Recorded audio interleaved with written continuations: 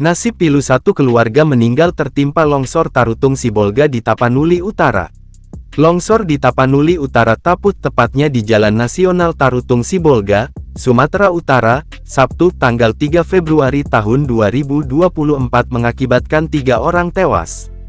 Korban tewas tersebut merupakan satu anggota keluarga, yakni ayah berinisial MG, 29, ibu, LG, 28, dan anaknya, UG, 1.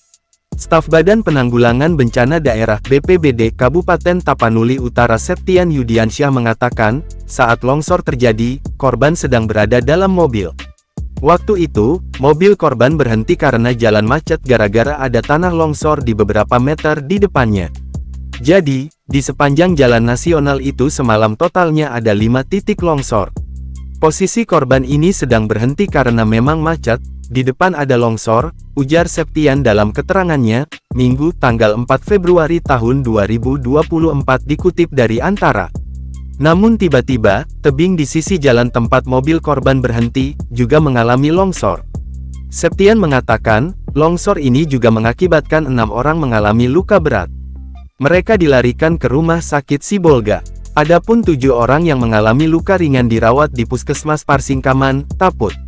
Terdapat sejumlah kendaraan yang terdampak longsor di Taput ini, yakni 5 unit mobil, 1 unit truk ekspedisi, dan 1 unit sepeda motor. Sebuah rumah mengalami rusak berat karena tertimbun material longsor.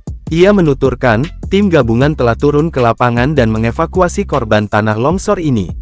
Pemerintah Kabupaten Taput juga menurunkan 1 unit ekskavator untuk membersihkan material longsor sejak semalam. Hari ini kami akan lanjutkan upaya pencarian korban lagi.